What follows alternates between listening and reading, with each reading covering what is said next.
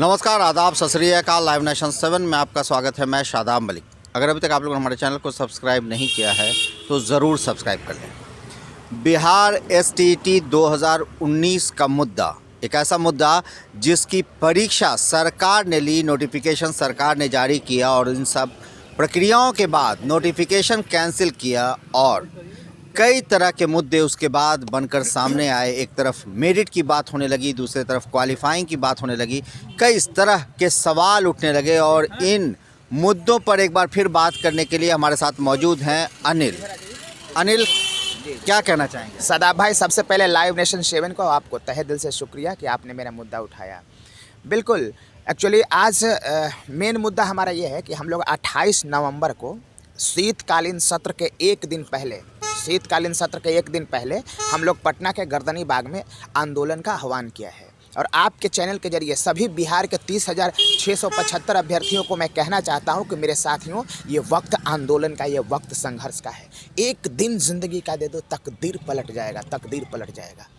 जो लोग ये कहते थे कि सरकार अगर कोई कदम आगे बढ़ाती है तो वह पीछे नहीं करती, उनके मुंह पे तमाचा है, करारा तमाचा है। केंद्र की सरकार, पूर्ण बहुमत की सरकार कृषि कानून बिल को जब वापस ले सकती है तो ये कौन सी बिहार सरकार है और जो वापस नहीं लेगी? इसलिए मानसिकता को बदलने की जरूरत है। यही बात को तो मैं पिछले 3 महीने से कह रहा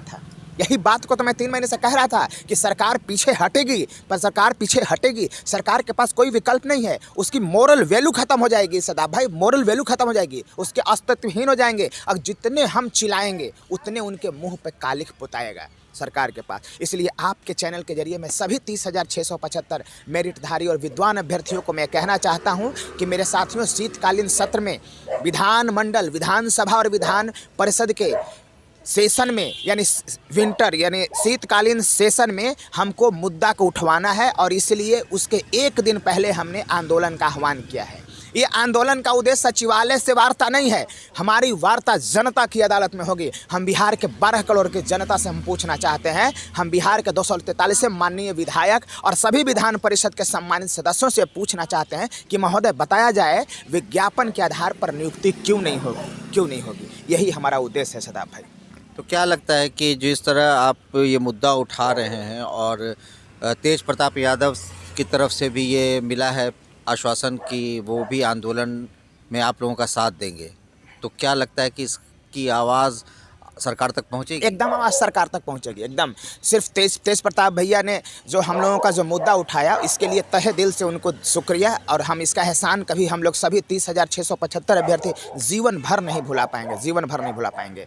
और हम उनके अलावे पक्ष और विपक्ष के सभी नेताओं से मिल चुके हैं और सबने मुझे आश्वासन दिया है कि हम आपका मुद्दा को विधानमंडल के पटल पर उठाएंगे, सबने कहा है। और इसीलिए सबको याद दिलाने के लिए और मामला को सरकार में संज्ञान में लाने के लिए हमने 28 नवंबर का दिन चुना है सदाब भाई। और 28 नवंबर को हम आपको भी आमंत्रित करते हैं पटना के गर्दनी बाग में। आप आइएगा और हमारे विधानसभा मार्च का जो प्रोग्राम है, जो आंदोलन का जो प्रोग्राम है, उस प्रोग्राम को आप सफल बनाइएगा।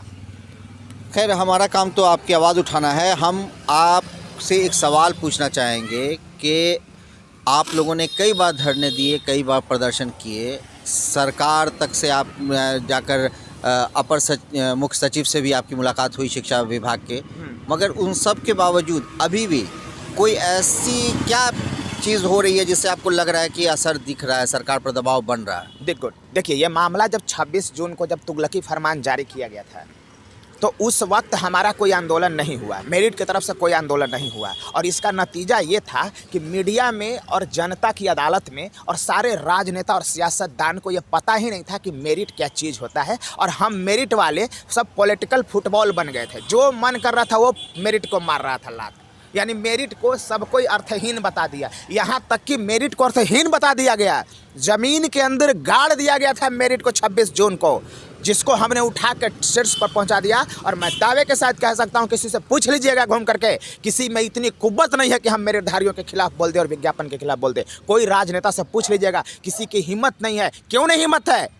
क्यों नहीं हिम्मत है? इसलिए हिम्मत नहीं है क्योंकि हम सच्चाई के रास्ते पर हैं, सत्यमेव जयते के रास्ते पर हैं, विज्ञापन के रास्ते पर हैं, संविधान के रास्ते पर हैं। यही हमारी उपलब्धि है। और हमारे खिलाफ में जो लिए गए निर्णय थे, इस पर सरकार पुनर्विचार कर रही है। हमें ये भी पता चला है, हमारे पक्ष में निर्णय लेने की प्लानिंग हो रही है, लेकिन हम बैठने वाले नहीं हैं। इसीलिए हमने सोचा कि शीतकालीन सत्र के पहले अपने विचार को रखा जाए और सरकार के संज्ञान में मामला को डाला जाए। माननीय मुख्यमंत्री जी का मैं बहुत आदर करता हूं व्यक्तिगत रूप से, और मैं नहीं चाहता कि मुख्यमंत्री जी को कुछ मैं बोलूं, लेकिन मेरी मजबूरी हो जाती है कि मुख्यमंत्री जी को बोलना पड़ता है। और मुख्यमंत्री जी पर मेरा कोई व्यक्तिगत आरोप नहीं है। क्यों नहीं आरोप है? क्योंकि मुख्यमंत्री जी का बहुत बड़ा राज्य क्षेत्र है और इसमें बहुत सारे विभाग है, शायद उनको जानकारी नहीं होगी। इसलिए मुख्यमंत्री जी के संज्ञान में मैं मामला को डालना चाहता हूँ और इसीलिए मैं आंदोलन कर रहा हूँ। और अंत में एक बार और 28 अक्टूबर मेरे 30,675 विद्वान अभ्यर्थियों, बिहार के इतिहास में सबसे विद्वान अभ्यर्थियों,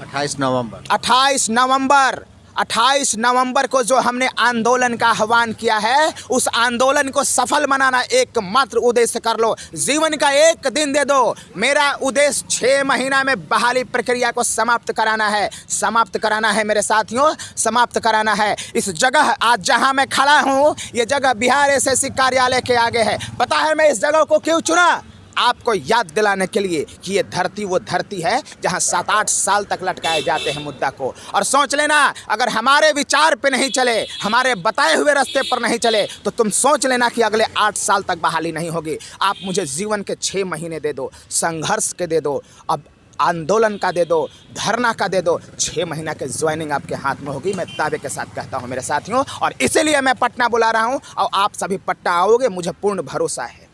तो क्या लग रहा है कि जिस तरह आह्वान किया जा रहा है, बुलाया जा रहा है, इससे सारे अभ्यर्थी ज़मीन पर उतरेंगे, सड़क पर आएंगे?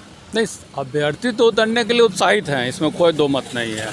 और नौकरी करके बिहार के बच्चे के विकास में भी जो है अपना योगदान देना चाहते हैं।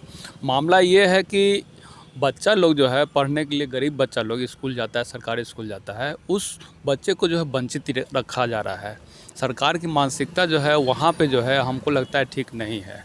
इसलिए हम नम्र निवेदन करते हैं माननीय मुख्यमंत्री जी जो हम लोग के गार्जियन हैं, और माननीय शिक्षा मंत्री जो हम लोग के गार्जियन हैं, उनसे हाथ जोड़ के विनती करते हैं कि आप जो है इस बहाली को अविलंब समाप्त करें और सबको जो है खुशी खुशी जो है सबको नियुक्ति दें। आप कहते हैं कि जो है दीपावली में मिठाई खा लेंगे, दशहरा में मिठाई खा लेंगे, तो मिठाई खाने का अवसर दीजिए और आपके हाथ में सब चीज़ है। हम लोग को जो है लड़ाइए फिराइए नहीं, जल्द से जल्द जो है हम लोग को नियुक्ति दिए ही विनती करते हैं।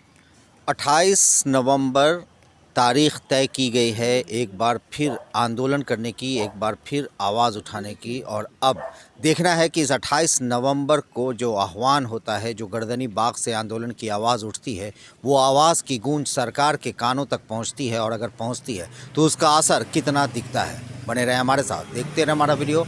अगर आपको हमारा वीडियो पसंद आता है तो हमारे चैनल को ज़रूर सब्सक्राइब करें। अगर आप फेसबुक के जरिए देख रहे हैं तो पेज लाइक करें, साथ ही ट्विटर हैंडल पर हमें फॉलो ज़रूर करें। धन्यवाद।